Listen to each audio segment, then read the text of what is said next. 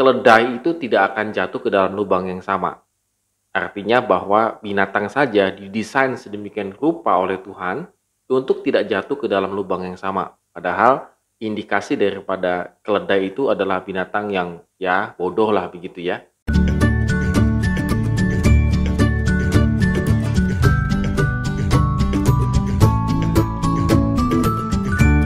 Shalom good readers, hari ini kita akan kembali merenungkan firman Tuhan. Tetap semangat, tetap optimis dalam menghadapi situasi yang kita hadapi pada saat ini. Walaupun masih dalam PPKM, tetapi kita bersyukur karena berangsur-angsur sudah lebih baik lagi. Dan kita akan merenungkan dari 2 Raja-Raja pasal 24 ayat 18 sampai dengan pasal 25 ayat 21. Ya, agak cukup banyak ayat-ayat kita pada hari ini. Ya, good readers, kalau kita renungkan bahwa ada satu istilah bahwa keledai itu tidak akan jatuh ke dalam lubang yang sama. Artinya bahwa binatang saja didesain sedemikian rupa oleh Tuhan untuk tidak jatuh ke dalam lubang yang sama. Padahal indikasi daripada keledai itu adalah binatang yang ya bodoh lah begitu ya. Nah, dengan kebodohannya keledai ini, maka dia tidak pernah jatuh ke dalam lubang yang sama. Kalau kita perhatikan tadi, Zedekia yang sebagai raja menggantikan pendahulunya, Yoyakim, maka sebenarnya dia tidak pernah belajar apapun dari Yoyakim, yang dimana Yoyakim juga jatuh begitu ya, yaitu jatuh ke dalam dosa, dan Zedekia mengikuti jejaknya untuk masuk ke dalam dosa.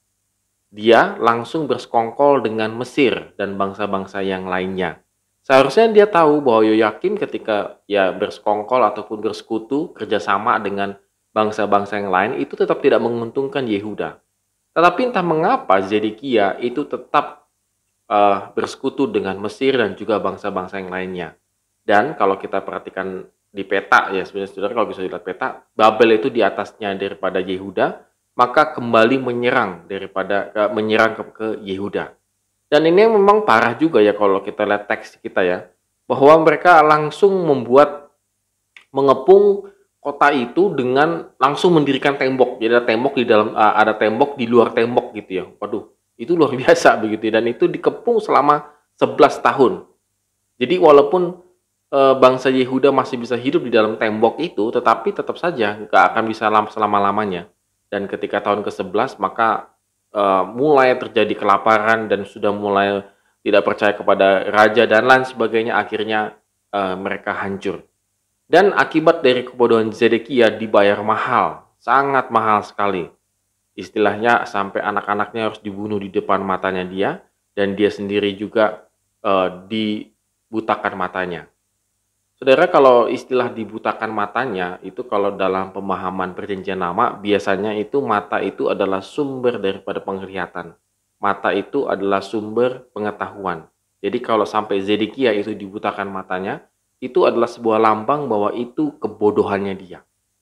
Sehingga dia tidak bisa melihat mana yang benar, mana yang salah, begitu. Sehingga ketika dalam masa pemerintahannya, dia malah bersekutu dengan bangsa yang lain, bukan bersekutu dengan Tuhan. Kebodohan Zedekia dibayar mahal sungguh luar biasa. Bait Allah dirampok, tembok-tembok Yerusalem diruntuhkan.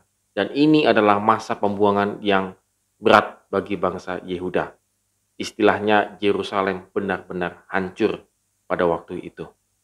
Saudara sekalian, kalau kita boleh renungkan dalam kehidupan kita, maka mungkin kita masih seperti Zedekia. Kadang-kadang mata kita itu menjadi buta begitu ya, bahwa kita sudah tahu kalau kita kerjasama dengan seseorang, kalau kita berteman dengan seseorang, kalau kita melakukan ini dan itu, kita tahu bahwa itu adalah menjerumuskan kita ke dalam dosa.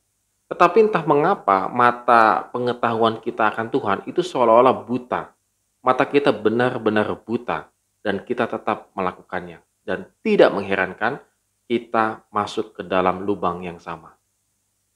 Jadi kalau kadang-kadang kalau kita renungkan kehidupan kita, kita mikir saya kok jatuh ke dalam lubang yang sama ya? Kenapa saya gagal lagi? Kenapa saya melakukan hal itu lagi dan itu lagi? Ya, sederhana. Karena mata kita buta untuk melihat dan untuk membedakan mana yang benar dan mana yang salah.